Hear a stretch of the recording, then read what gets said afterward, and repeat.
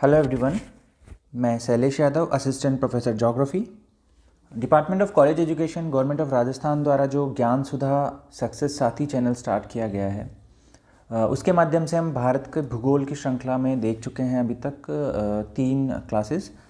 और last class में हमने देखा था भारत के शैल समूह या रॉक सिस्टम्स ऑफ इंडिया, और आज की क्लास में हम देखेंगे भारत के भू आकृतिक प्रदेश। तो स्टार्ट करते हैं टॉपिक को। सबसे पहले भारत के भू आकृतिक प्रदेश या फिजियोग्राफिक डिवीजन्स ऑफ इंडिया हैं, उनमें विविधता आपको देखने को मिलती है।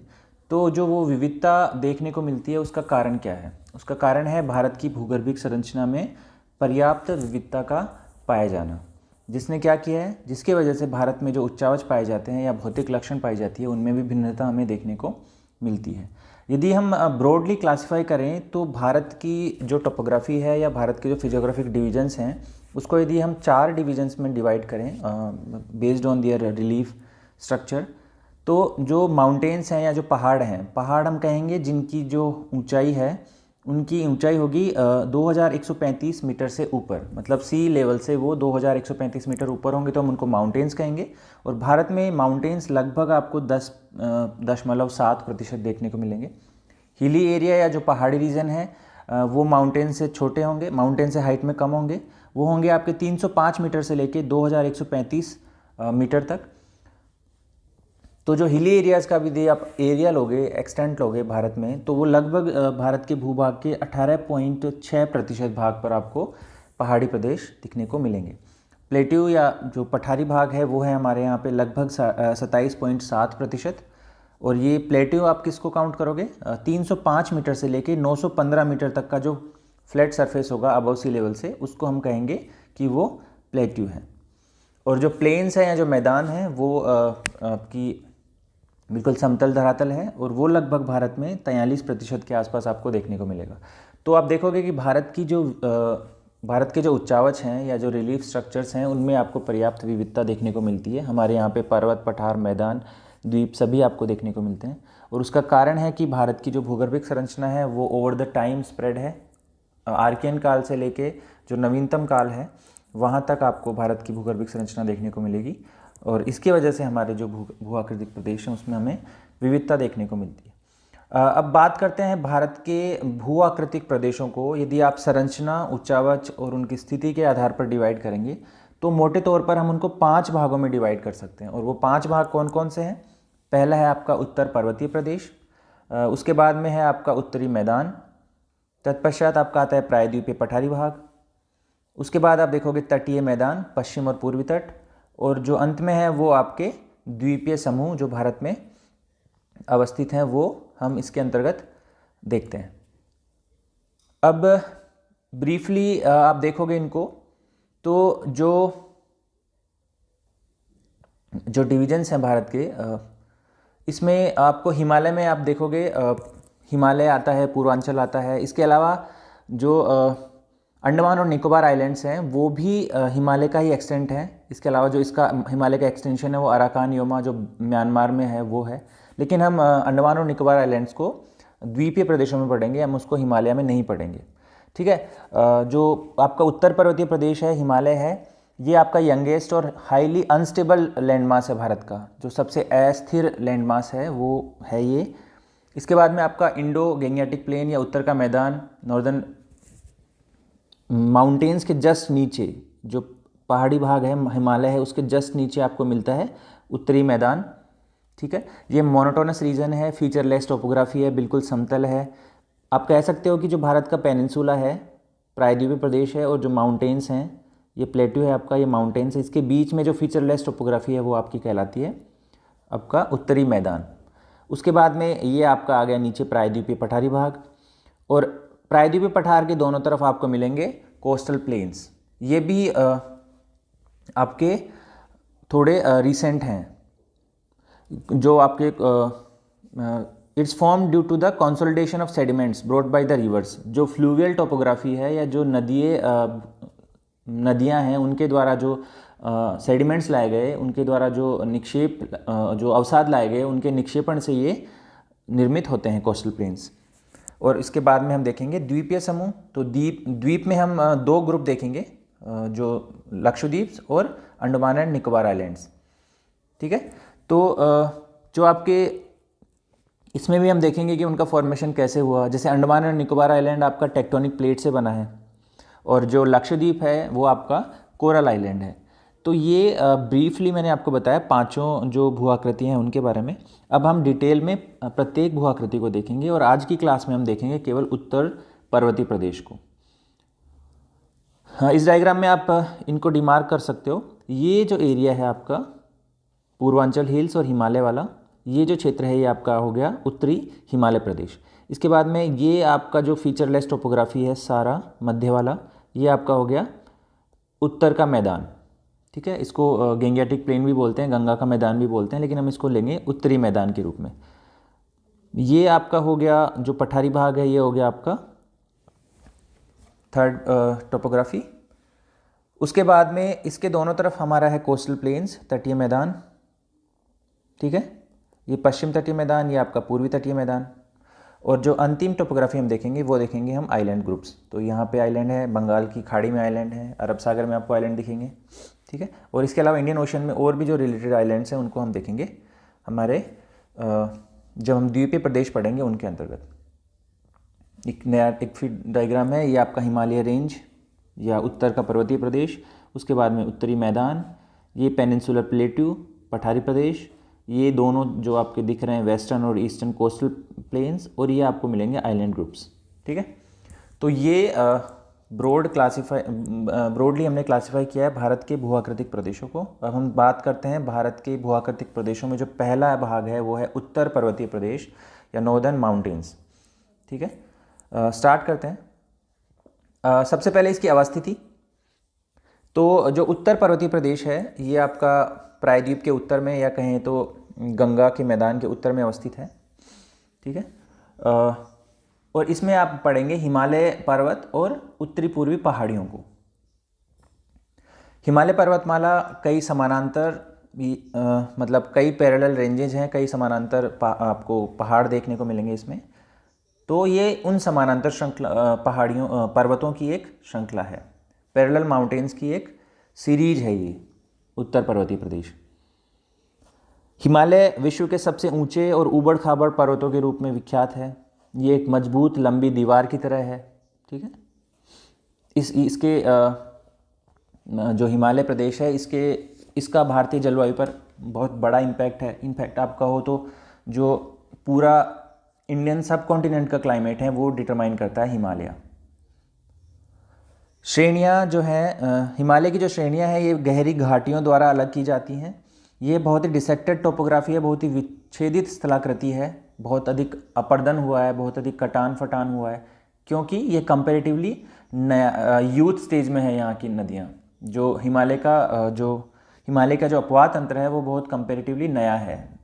ठीक है, तो उन्होंने क्या किया है, जो यहाँ की टोपोग्राफी है या जो स्थलाकृति है उनको बहुत अधिक विच्छेदित किया है।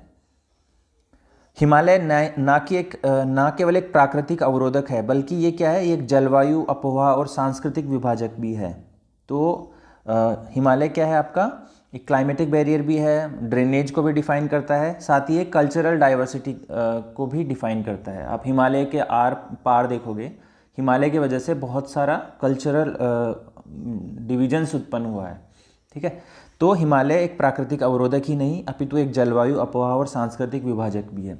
कई बार एग्जाम में क्वेश्चन आता है, सेम स्टेटमेंट बोलता है कि हिमालय एक प्राकृतिक अवरोधक ही नहीं है अपितु एक जलवायु अपवाह और सांस्कृतिक विभाजक भी है। इसको स्पष्ट करिए। तो आपको समझाना पड़ेगा कि क्या क्या रीजन्स हैं, क्या कारण है, और कैसे ये एक न केवल एक प्राकृतिक अवरोधक है बल्कि ये जलवायु को भी डिफाइन करता है, अपवाह प्रतिरूप को प्रभावित करता है और एक सांस्कृतिक विभाजक की भांति भी कार्य करता है। तो ये कुछ बेसिक इंट्रोडक्शन था हमारा जो उत्तर पर्वतीय प्रदेश था उसका। अब हम इसको अध्ययन की दृष्टि से कुछ फैक्ट्स हैं हिमालय के बारे में। देखो, हिमालय का जो दक्षिणी ढलान है, जो उसके दक्षिणी ढाल हैं, वो उनका स्लोप ज़्यादा है, बहुत स्टीप हैं। ठीक है, बहुत तेज ढाल वाले हैं। जबकि यदि उत्तरी भाग की बात करोगे तो उत्तरी भाग इसके कम ढाल वाले हैं। लेकिन आप देखोगे कि जो हिमालय पर पर्वतारोहण करते हैं, जो जैसे हिमालय की सबसे ऊंची चोटी है वो है माउंट एवरेस्ट, जो आपके नेपाल में अवस्थित है। तो जो माउंट एवरेस्ट पे जो पर्वतारोही पर्वतारोहण करते हैं वो उनके लिए इजी रहेगा यदि वो उत्तर दिशा से उसके ऊपर चढ़ाई करें। लेकिन क्या होता है कि जो इसका उत्तरी भाग है वो चीन में पड़ता है। तो चीन क्या करता है, जो पर्वतारोहण करने वाले लोग हैं या जो पर्वतारोही हैं उनके ऊपर बहुत सारे सैंक्शंस डालता है उनको, या काफ़ी रेस्ट्रिक्शंस लगाता है। ठीक है, तो उन रेस्ट्रिक्शंस की वजह से, उन रेस्ट्रिक्शंस को बचने के लिए जो पर्वतारोही क्या करते हैं वो नेपाल के दक्षिणी ढलानों के सहारे चढ़ाई करते हैं। ठीक है, जबकि दक्षिणी ढलान क्या है, थोड़े तेज हैं, तीखे हैं, स्लोप ज़्यादा है, उनका ढलान ज़्यादा है, लेकिन फिर भी वो दक्षिणी ढलानों के सहारे चढ़ाई करते हैं। इसके बाद में आप देखोगे कि हिमालय जो पर्वतमाला है उसका अधिकतम विस्तार जो है, अधिकांशतः जो विस्तार है उसका, वो है भारत, नेपाल और भूटान में। ठीक है, इसका उत्तरी ढलान आंशिक रूप से ट्रांस तिब्बत या ट्रांस हिमालय में स्थित है, तिब्बत में स्थित है, जिसको ट्रांस हिमालय बोलते हैं। और इसका जो पश्चिमी भाग है, जो इसका वेस्टर्न मोस्ट पार्ट है, वो है आपका अफगानिस्तान, पाकिस्तान और सेंट्रल एशिया में। ठीक है, तो इसका जो विस्तार है वो काफ़ी लंबा चौड़ा है, लेकिन इसका अधिकांश भाग भारत, नेपाल और भूटान में अवस्थित है। आप देखोगे कि तिब्बत और गंगा के मैदान के बीच में जो पामीर का नोट है और जो गंगा का मैदान है उसके बीच में हिमालय 3 समानांतर श्रेणियों में अवस्थित है। कहने का मतलब यह है कि ट्रांस हिमालय और जो गंगा का मैदान है उसके बीच में हिमालय की 3 श्रेणियां अवस्थित हैं। सबसे पहले आपकी आएगी महान हिमालय, उसके बाद में आपका आएगा मध्य हिमालय और सबसे नीचे आएगा शिवालिक। तो तिब्बत और गंगा के मैदान के बीच में हिमालय 3 समानांतर श्रेणियों में फैला हुआ है। अब हिमालय को यदि आप हिमालय के बारे में आप बात करोगे तो हिमालय का हम देखेंगे पहले अनुदैर्ध्य विभाजन। ठीक है, और उसके बाद में इसका देखेंगे हम रीजनल डिविजन्स, अनुदैर्ध्य और रीजनल्स। तो जो लॉन्गिट्यूडनल डिवीजन है हिमालय का, उसमें हम क्या करते हैं, हिमालय आपका जो है पश्चिम में नंगा पर्वत है, उससे लेके अरुणाचल प्रदेश में एक जगह है नामचा बरवा, उसको हम देखेंगे भी थोड़ी देर में। तो हिमालय पर्वत श्रेणी पश्चिम में नंगा पर्वत से लेके पूर्व में नामचा बर्मा तक फैली हुई है। हिमालय के अनुदैर्ध्य विभाजन को जब हम करेंगे तो इसको निम्न भागों में बांटते हैं हम। कौन कौन से भाग हैं वो देखिए। सबसे पहले आता है ट्रांस हिमालय। ठीक है, ट्रांस हिमालय जो आपका पामीर के घाट से स्टार्ट होता है, पामीर का जो नोट है वहाँ से स्टार्ट होता है। उसके बाद में हिमालय का खुद का जो है वो आता है हिमालयी पर्वतीय प्रदेश, जो माउंटेन रेंजेस हैं, जिसमें मैंने कहा कि 3 समानांतर श्रेणियाँ आपको देखने को मिलेंगी, वो हैं आपके। और सबसे बाद में हम पढ़ेंगे पूर्वांचल की पहाड़ियाँ। तो हिमालय का उत्तर पर्वतीय प्रदेश का यदि आप लॉन्गिट्यूडनल डिवीजन करोगे या अनुदैर्ध्य विभाजन करोगे तो हम कह सकते हैं कि हिमालय को हम 3 भागों में पढ़ते हैं। पहला आता है ट्रांस हिमालय, उसके बाद में आता है हिमालयी पर्वतीय प्रदेश, और सबसे बाद में पढ़ेंगे हम नॉर्थ ईस्ट की हिल्स को या पूर्वांचल की पहाड़ियों को। इसमें आप देखोगे कि हिमालय पर्वतीय प्रदेश को भी हम 3 भागों में डिवाइड कर सकते हैं। पहला है वृहद हिमालय, ग्रेटर हिमालय, जिसको हिमाद्री भी बोलते हैं। इसके बाद में आता है आपका लघु हिमालय या लेसर हिमालय, और सबसे बाद में आता है आउटर हिमालय या शिवालिक हिमालय, जो आपके सबसे नवीन निर्मित हिमालय है, या जिसका जो निर्माण हुआ है वो सबसे बाद में हुआ है। ठीक है, तो हम स्टार्ट करते हैं। सबसे पहले हम देखेंगे इसमें ट्रांस हिमालय। अच्छा, इसमें एक बार मैं फिर आपको फिगर में बता देता हूँ कि ये जो आप काराकोरम, लद्दाख, जांस्कर और कैलाश हैं, ये 4 जो श्रेणियाँ हैं, इसमें जैसे 1 स्टार, 2 स्टार, 3 स्टार और 4 स्टार, ये जो क्षेत्र है ये आपका आता है ट्रांस हिमालय में। ठीक है, ये आता है ट्रांस हिमालय में। इसके बाद में आप ये जो लंबी लाइन देख रहे हैं ये है आपकी जो निरंतर दीवार की भांति खड़ा हुआ है, ये आपका है वृहद हिमालय। और ये जो स्टार्ट होता है वो स्टार्ट होता है नंगा पर्वत से। यहाँ पे देखोगे, यहाँ पे एक सिंटेक्शियल बैंड है जिसके बारे में हम बात करेंगे। ये नंगा पर्वत है और यहाँ पे है नामचा बरवा। ठीक है, 6 नंबर ये नामचा बरवा है। तो यहाँ से लेके 6 नंबर तक ये है आपका महान हिमालय या वृहद हिमालय। इसके बाद में जो ये टुकड़ों में आपको दिखेगा लघु हिमालय। ठीक है, ये आपका जो निरंतर विस्तार जिसका नहीं है वो है आपका लघु हिमालय, और जो सबसे एंड में है वो है आपका शिवालिक हिमालय। ठीक है, ये देख रहे हो आप, ये है आपका शिवालिक। तो इस डायग्राम में आप देख पाओगे कि हम ट्रांस हिमालय देख लेंगे, ये आपका ट्रांस हिमालय रीजन है। उसके बाद में 3 निरंतर श्रृंखलाएं हैं, और इसके बाद में ये आपकी पूर्वांचल की पहाड़ियाँ आती हैं। तो ये हिमालय का जो लॉन्गिट्यूडनल डिवीज़न है वो हम देखेंगे। ट्रांस हिमालय के बाद में 3 समानांतर श्रेणियाँ, वृहद हिमालय, लघु हिमालय और शिवालिक, और उसके बाद में आता है पूर्वांचल की पहाड़ियाँ। तो अब इसमें हम देखेंगे सबसे पहले ट्रांस हिमालय के बारे में। ट्रांस हिमालय क्या है? ट्रांस हिमालय आप देखोगे डायग्राम में, तो महान हिमालय की सीमा जहाँ खत्म होती है उसके ऊपर आपका ट्रांस हिमालय प्रारंभ होता है। इसकी औसत चौड़ाई 40 किलोमीटर के आसपास है। इसकी जो लेंथ है वो 965 किलोमीटर के आसपास है, और औसत ऊंचाई इसकी मिलेगी आपको 3500 मीटर के आसपास। तो ये जो महान हिमालय है, या जो जो ग्रेटर हिमालय है या हिमाद्री है, उससे इसकी ऊंचाई कम है। तो ट्रांस हिमालय की ऊंचाई कंपैरेटिवली कम है। ये जो है आपका, इसका अधिकांश भाग आपका तिब्बत में अवस्थित है, जिसके कारण इसको बोलते हैं तिब्बत हिमालय भी। अच्छा, एक बात ध्यान रखना, ये जो डेटा दिया हुआ है ये आपको हर जगह लगभग इसमें आपको वेरिएशन मिल सकता है, तो इसमें घबराने की ज़रूरत नहीं है। कहीं पे आपको ये 45 किलोमीटर भी मिलेगा, कहीं पे आपको 1000 किलोमीटर भी मिलेगा, क्योंकि ये अप्रोक्सीमेशन है, एग्जैक्ट कुछ है नहीं इसमें। ठीक है, ये सारा जो डेटा है ये लगभग डेटा है। ठीक है, तो इसमें कोई वो नहीं है। लेकिन हाँ, ये यदि क्वेश्चन आता है कि ट्रांस हिमालय की जो ऊंचाई है, औसत ऊंचाई है, वो महान हिमालय से ज़्यादा है, तो ये आपका गलत है, क्योंकि ट्रांस हिमालय है आपके हाइट में कम, और जो महान हिमालय है उसकी ऊंचाई ज़्यादा है। जहाँ पर आपको विश्व की सबसे ऊंची चोटियाँ देखने को मिलेंगी वो आपका एरिया आता है महान हिमालय। तो पहले हम फोकस करते हैं ट्रांस हिमालय पे। ट्रांस हिमालय आपका महान हिमालय के उत्तर में अवस्थित है। इसकी चौड़ाई मैंने बताई आपको। इसको तिब्बत हिमालय भी बोलते हैं, क्योंकि इसका अधिकांश भाग कहाँ पे अवस्थित है? तिब्बत में अवस्थित है। यहाँ की प्रमुख जो श्रेणियाँ हैं, पर्वत श्रेणियाँ हैं, वो है आपकी काराकोरम, लद्दाख, जांस्कर और कैलाश। ठीक है, ये मैंने आपको बताया। काराकोरम, लद्दाख, जांस्कर और कैलाश यहाँ की प्रमुख पर्वत श्रेणियाँ हैं। अब भारत में यदि बात करोगे तो भारत में जो ट्रांस हिमालय पर्वतमाला है उसकी सबसे उत्तरी जो सीमा है वो क्या है? काराकोरम। ठीक है, काराकोरम का आप पुराने जो टेक्स्ट है उनमें नाम मिलेगा आपको कृष्णगिरी। ठीक है, कृष्णगिरी या काराकोरम। अब देखते हैं जो काराकोरम है, यदि आपको विस्तार देखना है तो काराकोरम श्रेणी का विस्तार पामीर के नॉर्थ से प्रारंभ होके पामीर से ईस्ट साइड है, पूर्व की तरफ है। ठीक है, लगभग 500 किलोमीटर तक फैली हुई है ये। यहाँ ध्यान देने की बात यह है कि यदि पोलर एरियाज को छोड़ दो, आप नॉर्थ और साउथ पोल को छोड़ दो, तो उसके अलावा जितने भी ग्लेशियर्स हैं उन ग्लेशियर्स में से दूसरे और तीसरे सबसे बड़े ग्लेशियर, विश्व का दूसरा एक्स्ट्रा पोलर जो ग्लेशियर है वो है आपका सियाचिन ग्लेशियर, और उसके बाद में आता है बियाफो ग्लेशियर। तो ये जो दोनों ग्लेशियर हैं ये दूसरा है और ये तीसरा है। ये आपके कहाँ अवस्थित हैं? ये हिमनदिया ग्लेशियर्स ये आपके अवस्थित हैं काराकोरम पे। ठीक है, और विश्व का सबसे बड़ा जो ग्लेशियर है जो पोल्स के बाहर अवस्थित है वो कौन सा है? वो है आपका फेडचेनको, FEDCHENKO। फेडचेनको ग्लेशियर है, ये आपका तजाकिस्तान में अवस्थित है। तो फेडचेनको के बाद में दूसरे और तीसरे सबसे बड़े जो ग्लेशियर्स हैं जो पोल्स के बाहर अवस्थित हैं, सियाचिन और बियाफो, वो आपके काराकोरम रेंज पे आपको देखने को मिलते हैं। ठीक है,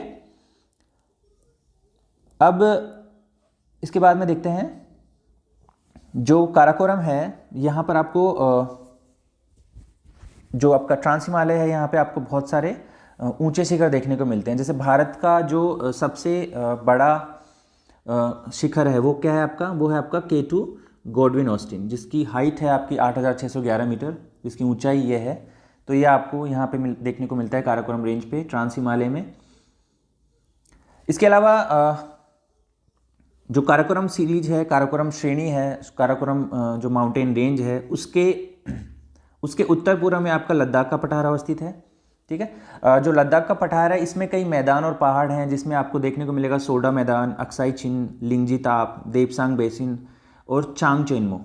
तो ये बहुत सारे छोटे छोटे वहाँ पे डिसेक्टेड प्लेट्यूज हैं, रेंजेस हैं, बेसिन्स हैं, जिसमें आपको बहुत सारे लेक्स भी देखने को मिलेंगे। तो ये आपके ट्रांस हिमालय के ही भाग हैं। नेक्स्ट स्लाइड देखते हैं हम।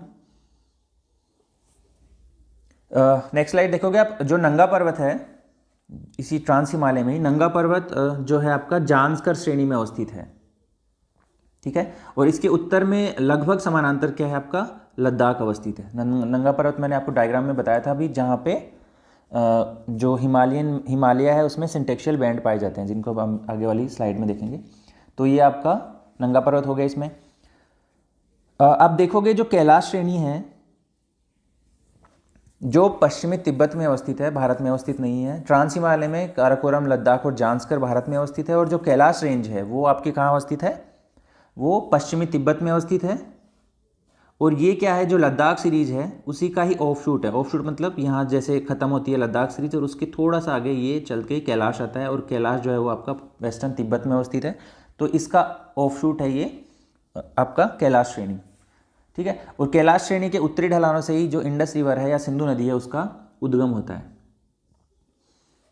ट्रांस हिमालय जो समूची श्रेणी है उसके ऊपर आपको वनस्पति आवरण बिल्कुल भी नहीं पाया जाएगा, मतलब हार्डली वहाँ पर वनस्पति का आवरण देखने को मिलता है, मतलब वो वन विहीन क्षेत्र है, ठीक है। इस डायग्राम में आप देख सकते हो, ये आपका काराकोरम है जो पामीर से लगभग 500 किलोमीटर ईस्ट की तरफ अवस्थित है, ठीक है।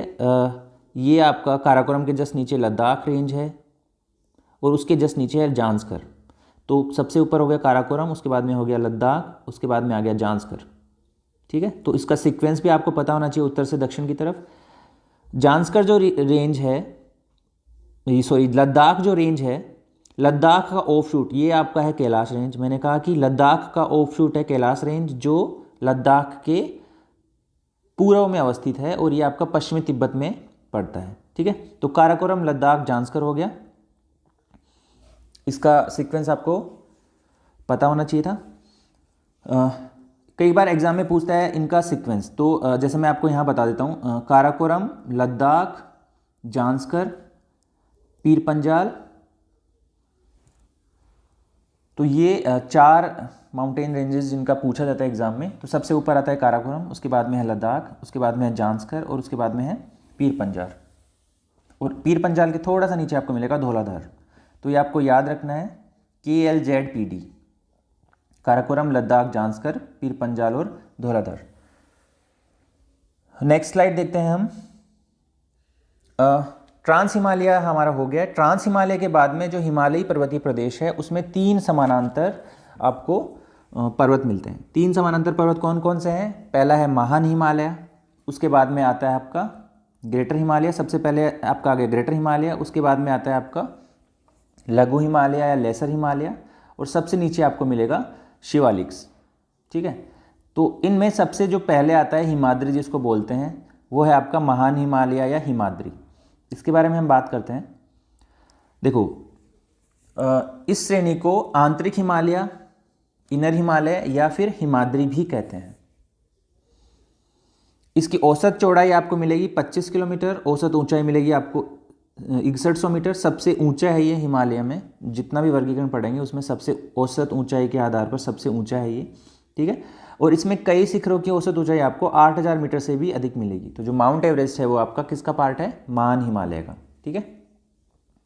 इसके बाद में जो महान हिमालय की विशेषता है जोग्राफिकली, जियोलॉजिकली, वो क्या है? इसमें असममित वलन पाए जाते हैं, ठीक है। एसिमेट्रिक फोल्ड्स पाए जाते हैं इसमें।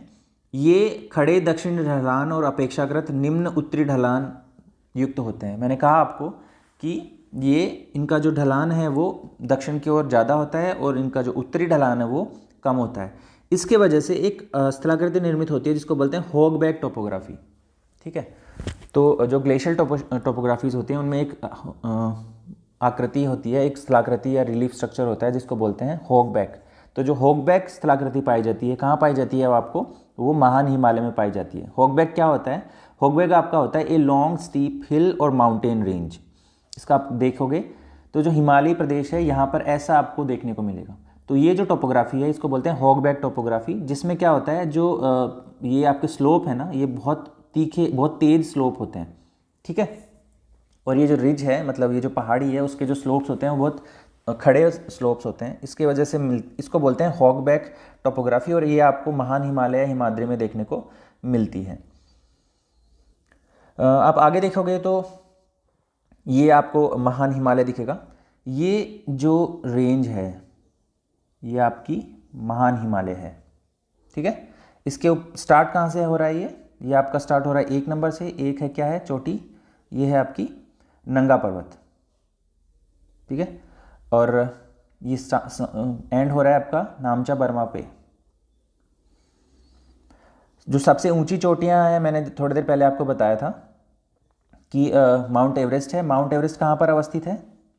ये देखिए 4 नंबर, ये नेपाल हिमालय में अवस्थित है और महान हिमालय का पार्ट है।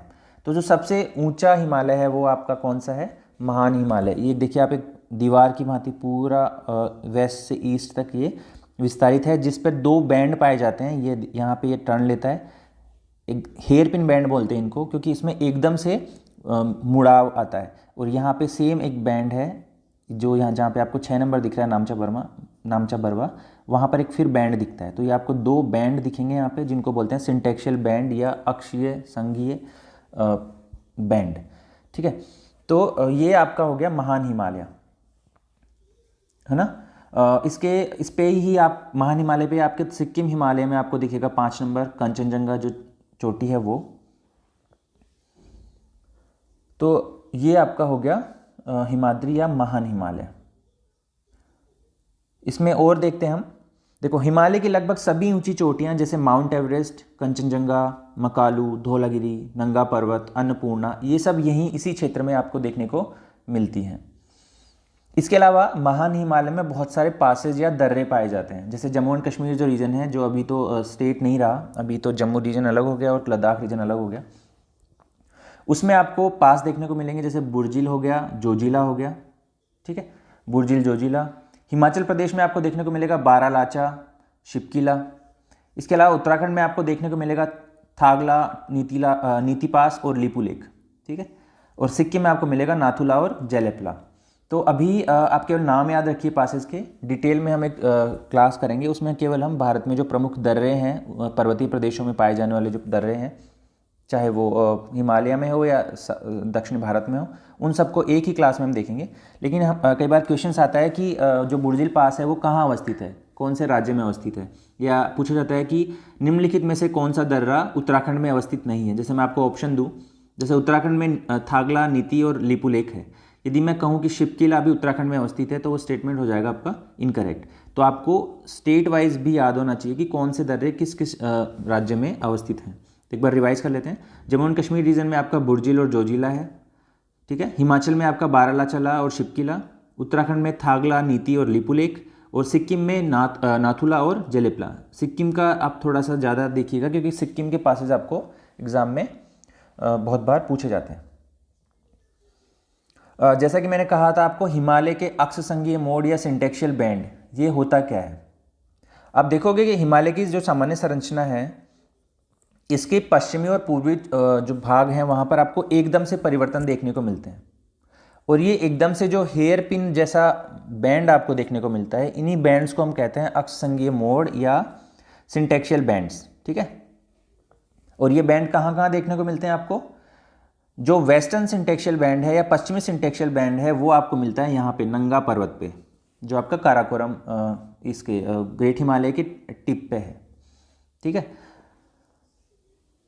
नंगा पर्वत जो है आपका जांस्कर जो सीरीज है, काराकोरम लद्दाख जांस्कर, मैंने जो बताया था आपको, जो आपका ट्रांस हिमालय का एंड पॉइंट है, उसके और जो ग्रेटर हिमालय है उसके दोनों के लगभग उसमें है, पास में ही है। और ये यहाँ पर क्या होता है, एकदम से टर्न लेती है, जो रेंज है वो एकदम से टर्न लेती है। तो आपका ये वेस्टर्न सिंटेक्शियल बैंड पाया जाता है नंगा पर्वत पे, और जो ईस्टर्न जो सिंटेक्शियल बैंड है वो आपका होता है हिमालय के उत्तर पूर्वी छोर पर अरुणाचल प्रदेश में जो दिहांग गोर्ज है, ठीक है। यहाँ पे जो है, यहाँ पे आपका होता है नामचा बरवा। तो हिमालय के अक्ष संघीय मोड़ हमने देख लिए क्या होते हैं। हिमालय का जो पश्चिमी और पूर्वी छोर है उनके ऊपर एकदम से तीव्र परिवर्तन आते हैं। इन तीव्र परिवर्तनों को ही हम क्या कहते हैं? सिंटेक्शियल मोड़ या अक्ष संघीय मोड़। और ये आपके नंगा पर्वत पे और जो आपका नामचा बरवा है वहाँ पर ये अवस्थित हैं। तो ये यदि कोई शॉर्ट क्वेश्चन आता है आपको 50 वर्ड्स में, तो उसमें पूछ सकता है कि हिमालय के अक्ष संघीय मोड़ क्या है या हिमालय के सिंटेक्शियल बैंड्स क्या हैं, उसमें आप लिख सकते हो इसको। इसके बाद में हम देखते हैं महान हिमालय से जस्ट नीचे जो आता है वो आता है लघु हिमालय या लेसर हिमालय। तो लेसर हिमालय क्या है? इन श्रेणियों को मध्य हिमालय या हिमाचल हिमालय भी कहते हैं। देखो, इसको मध्य हिमालय क्यों बोलते हैं? क्योंकि तीन जो श्रेणियां मैंने समानांतर श्रेणियां बताई आपको, सबसे पहले आपको बताया मैंने महान हिमालय, उसके बाद में आएगा आपका लघु हिमालय और सबसे नीचे आपका आएगा शिवालिक। तो ये दोनों के बीच में अवस्थित है, इसलिए इसको बोलते हैं मध्य हिमालय। और इसका जो मैक्सिमम विस्तार है वो है आपका हिमाचल में मिलता है, तो इसलिए इसको हिमाचल हिमालय भी कहा जाता है। ठीक है, मैंने बता दिया आपको कि ये ग्रेटर हिमालय या महान हिमालय और शिवालिक के बीच में अवस्थित है। ग्रेटर हिमालय ये आपका सबसे ऊपर हो गया और शिवालिक सबसे नीचे हो गया, इन दोनों के बीच में अवस्थित है। इसकी औसत चौड़ाई लगभग 60 से 80 के आसपास है। ऊंचाई इसकी आपको मिलेगी 3500 से लेकर 4500। तो ये महान हिमालय से कंपैरेटिवली इनकी हाइट कम है। इसका विस्तार झेलम नदी से लेके व्यास के बीच में लगभग 400 किलोमीटर की आसपास लंबाई में या लेंथ में पाया जाता है। अब इस क्षेत्र की जो विशेषताएं हैं वो देखिए आप क्या हैं। यह क्षेत्र भारी वर्षा, वनोन्मूलन और शहरीकरण के कारण बहुत ज़्यादा अपरदन से प्रभावित हुआ है। यहाँ पर बहुत बार फ्लड्स आती हैं इस वजह से। ठीक है, यहाँ पर लैंडस्लाइड्स आते हैं। क्यों आते हैं? क्योंकि ये जो क्षेत्र है इसमें वर्षा ज़्यादा होती है, साथ ही वनोन्मूलन हुआ है और अर्बनाइजेशन का जो रेट है यहाँ पे, क्योंकि टूरिज़्म बढ़ा है, इस वजह से जो अर्बनाइजेशन का रेट बढ़ा है, क्योंकि लोगों को इकोनॉमिक अपॉर्चुनिटी मिली है, हाँ, वहाँ पे टूरिज़्म बढ़ा है, इस वजह से जो एक्टिविटीज़ हुई हैं, जो एंथ्रोपोजेनिक एक्टिविटीज़ हुई हैं, उनकी वजह से यहाँ पर अपरदन ज़्यादा हुआ है। ठीक है, इसी वजह से वहाँ पर बहुत सारी जो कैलेमिटीज़ हैं, बहुत सारे जो आपदाएं हैं वो आती हैं, भूस्खलन जिसमें सबसे प्रमुख है। नेपाल और पंजाब में ये समानांतर श्रेणियों के रूप में और पाया जाता है, जबकि कुमायूं हिमालय जो है वहाँ पर ये छोटी मोटी पहाड़ी पर्वतों के रूप में ये देखी जा सकती है। ये जो लघु हिमालय है उसके बारे में बात कर रहे हैं। नेपाल और पंजाब में ये बिल्कुल समानांतर श्रेणियों में है, जबकि कुमायूं में ये छुटपुट पर्वतों के रूप में देखा जा सकता है। यहाँ पर बहुत सारे मैंने जैसे कहा कि बहुत सारा टूरिज़्म जिन पे टूरिस्ट स्पॉट्स हैं यहाँ पे, जैसे शिमला, मसूरी, रानीखेत, नैनीताल, अल्मोड़ा और दार्जिलिंग। तो बहुत सारे जो टूरिस्ट स्पॉट्स हैं वो कहाँ अवस्थित हैं? वो आपके लघु हिमालय पे अवस्थित हैं। ये भी क्वेश्चन पूछा जा सकता है कि शिमला, मसूरी, रानीखेत, नैनीताल ये किस हिमालय पर अवस्थित हैं? तो ये आपके लघु हिमालय, मध्य हिमालय या हिमाचल हिमालय के भाग हैं। अब हम देखते हैं, देखो जो लघु हिमालय है उसमें बहुत सारे जो रेंज हैं वो कौन कौन से क्षेत्रों में अवस्थित हैं। तो जैसे पीर पंजाल कहाँ अवस्थित है? आपका जम्मू और कश्मीर रीजन में। ठीक है, ये जो आपका रेंज है, पीर पंजाल रेंज है, ये कश्मीर घाटी है उसके दक्षिण में अवस्थित है। इसके अलावा धौलाधार रेंज है आपकी हिमाचल प्रदेश में। मसूरी और जो नाग टिब्बा रेंज है वो आपकी कहाँ अवस्थित है? उत्तराखंड में। और महाभारत जो है वो है आपकी नेपाल में। ठीक है, तो ये जो लघु हिमालय या मध्य हिमालय है उसकी रेंजेस के रीजनल नाम हैं। ठीक है, पीर पंजाल जम्मू कश्मीर, धौलाधार आपकी हिमाचल, मसूरी और नाग टिब्बा उत्तराखंड में, और महाभारत जो है वो आपकी नेपाल में अवस्थित है। इसके अलावा यहाँ पर जो प्रमुख दर्रे हैं उसमें पीर पंजाल और बनिहाल दर्रे हैं। ठीक है, लघु हिमालय में जो अवस्थित दर्रे हैं पीर पंजाल और बनिहाल हैं। अब आप देखोगे कि जो लघु हिमालय और जो वृद्ध हिमालय है उसके बीच में दो ओपन वैलीज़ का विकास हुआ है, दो खुली घाटियों का विकास हुआ है। उन घाटियों में कौन कौन सी हैं? एक है आपकी कश्मीर घाटी जो आपकी पूर्व में अवस्थित है, और जो पश्चिम में अवस्थित है, और काठमांडू घाटी जो है वो आपकी पूर्वी भाग में आपको देखने को मिलती है। इसके अलावा यहाँ पर जैसे कि मैंने आपको पहले बताया कि बहुत सारे पर्वतीय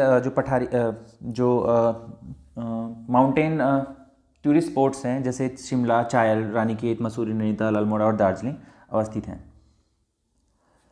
इस श्रेणी के ढालों के सहारे कई चरागाह पाए जाते हैं।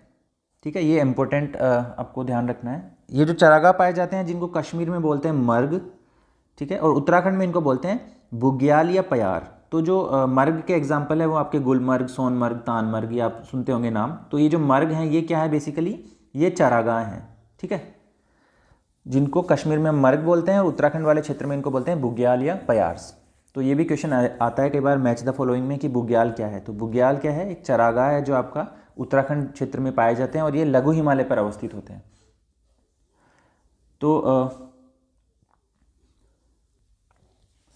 तो ये आपका हो गया लघु हिमालय। यदि आप डायग्राम के थ्रू देखोगे तो ये आप जैसे ये आपका पड़ता है महान हिमालय, ठीक है, या हिमाद्री जिसको बोलोगे आप।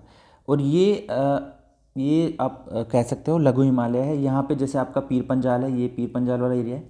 तो इन दोनों के बीच में जो घाटी मैंने बताई आपकी, कश्मीर घाटी और काठमांडू घाटी, तो ये आपकी कश्मीर वैली है। और यहाँ पे आपको मिलेगी काठमांडू वैली, जो आपकी कहाँ अवस्थित है, नेपाल में अवस्थित है। तो ये आपका हो गया लघु हिमालय। इसके बाद देखते हैं हम शिवालिक हिमालय। तो शिवालिक हिमालय जैसे कि मैंने आपको बताया क्या है, शिवालिक हिमालय जो हिमालय के 3 पैरेलल रेंजेस हैं उनमें आपके उन रेंजेस में सबसे दक्षिणतम रेंज है।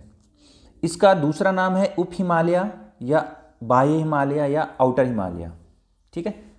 आउटर क्यों बोलते हैं इसको, क्योंकि ये सबसे आउटसाइड में है, सबसे बाद में है, सबसे नीचे है और सबसे बाद में ये विकसित हुआ है। इसकी यदि आप डायमेंशन देखोगे तो इसकी औसत चौड़ाई हिमाचल प्रदेश में 50 किलोमीटर से लेके अरुणाचल प्रदेश जहाँ पर इसका पूर्वी विस्तार है वहाँ पर ये 15 किलोमीटर से भी कम पाई जाती है, ठीक है। और इसकी औसत ऊंचाई कितनी है, 600 से लेके 1500 मीटर के आसपास। तो सबसे निम्नवर्ती जो हिमालय की रेंज है वो कौन सी है, आपकी शिवालिक हिमालय। इसका ढाल उत्तर की तरफ सपाट तलीय संरचनात्मक घाटियों की तरफ पाया जाता है, ठीक है। और इन घाटियों को, इन जो वैलीज हैं, इन वैलीज को पश्चिम में बोलते हैं दून और पूर्व में इनको बोलते हैं द्वार, ठीक है। तो जैसे दार्जिलिंग में आपको द्वार मिलेंगे और देहरादून और ये आपको मिलेंगे आपके पश्चिम में दून मिलेंगे और पूर्वी भाग में ये मिलेंगे जैसे हरिद्वार, तो द्वार, और जो पश्चिम में मिलेंगे आपको दून्स। और ये जो घाटियाँ हैं ये बहुत सघन बसी हुई हैं। ये इन घाटियों की जो सॉइल है वो बहुत फर्टाइल है,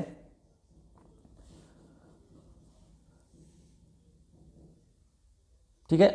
इसमें हम देखेंगे, इसमें जो ये शिवालिक हिमालय में ये जो घाटियाँ हैं इनमें बहुत सारे असंगठित पदार्थ मिलते हैं, ठीक है, अनकॉन्सोलिडेटेड कॉन्ग्लोमरेट्स मिलते हैं, जिनको जो कहाँ से आते हैं, वो जो हिमालय से जो नदियाँ निकलती हैं वो अपने द्वारा जो आप बहा के लाती हैं, अवसाद लाती हैं, वो अवसाद जमा होकर असंगठित पदार्थों के रूप में इन दून और द्वार्स को निर्मित करते हैं।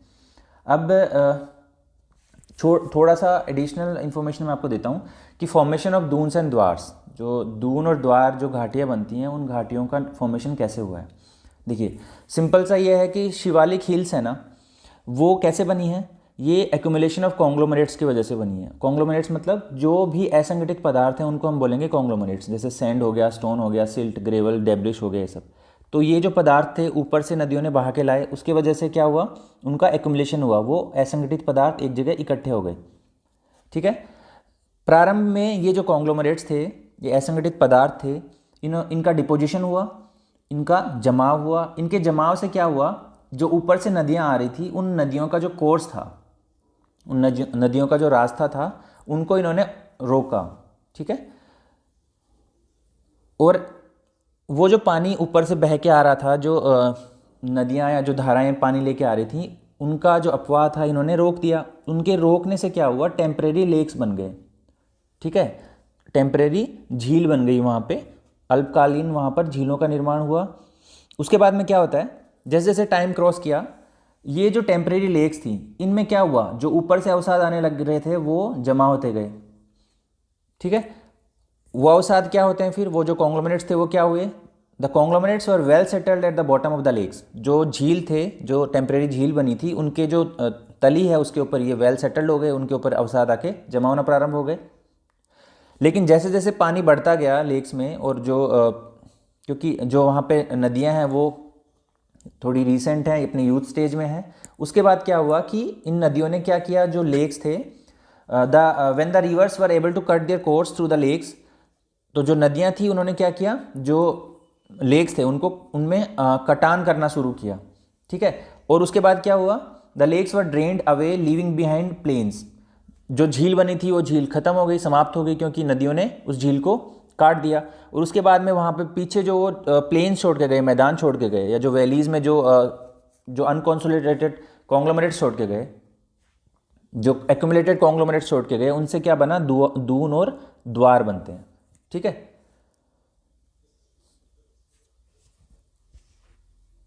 दून और द्वार बनते हैं। तो जो दून थे वो वेस्ट में बने, पश्चिमी भाग में आप कहते हैं उनको दून, जैसे देहरादून, और जो ईस्ट भाग या पूर्वी भाग है वहाँ पे बनते हैं वो द्वार्स, या जैसे हरिद्वार आपके हो गए द्वार्स का एग्जाम्पल। तो बेसिकली ये क्या है, जो दून और द्वार हैं वो असंगठित पदार्थों के एक्यूमुलेशन से बने घाटियाँ हैं, वैलीज़ हैं, जो जहाँ पर आपको क्या मिलता है, बहुत ही उपजाऊ मिट्टी मिलती है, और ये बहुत ही फर्टाइल रीजन्स हैं। इसके साथ ही एक और है जिसको बोलते हैं चोस। तो ये जो चोस है ये क्या होते हैं, the southern slopes of Shiwalik range in Punjab and Himachal Pradesh are almost devoid of forest cover. हमें पता है कि शिवालिक के जो दक्षिणी जो ढाल हैं, स्पेशली पंजाब और हिमाचल प्रदेश में, वहाँ पर आपको फॉरेस्ट कवर नहीं मिलता है। ठीक है, और ये जो एरिया है, जो हिमाचल और पंजाब में ये जो एरिया है, ये जो पहाड़ी प्रदेश है, वहाँ पर जो सीजनल जो मौसमी धाराएं हैं या मौसमी नदियाँ हैं, वो क्या करती हैं, उस टोपोग्राफी को, उस पहाड़ी भाग को काट दिया उन्होंने, बहुत जगह पे अपर्दन कर दिया है। तो ये जो स्लोप्स हैं, ये जो सीजनल स्ट्रीम्स हैं जिन्होंने अपर्दन किया है, उन स्ट्रीम्स को, उन धाराओं को हम कहते हैं चोस, जिसकी वजह से क्या हुआ है, वो एरिया बहुत ही वहाँ पर जो अपर्दन है वो बहुत अधिक हुआ है। ठीक है, तो इसमें हमने देखा कि दून्स क्या है, द्वार्स क्या है, कैसे बने, साथ ही हमने देखा कि जो चोस है वो क्या होता है। शिवालिक हिमालय में हम देखते हैं फिर। शिवालिक हिमालय आपका सिंधु नदी के जो महाखंड है वहाँ से ब्रह्मपुत्र घाटी तक फैला हुआ है, सिंधु से लेके ब्रह्मपुत्र तक फैला हुआ है, और इसकी कुल लंबाई लगभग 2400 किलोमीटर के आसपास है। नेपाल से आगे पूर्व की ओर शिवालिक हिमालय का विस्तार थोड़ा कम होता जाता है। ठीक है, इसका जो मैक्सिमम विस्तार है वो किधर है, भारत में है, पश्चिमी भाग की तरफ है, और पूर्वी भाग में इसका विस्तार कम होता जाता है।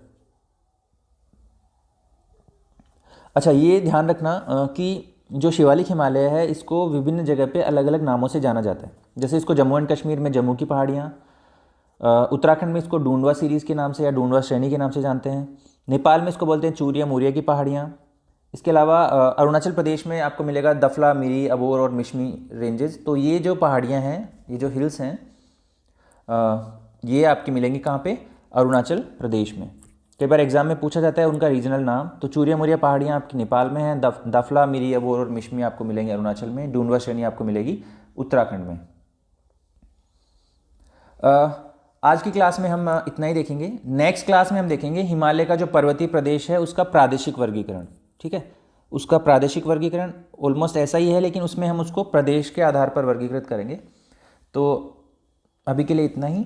Thank you.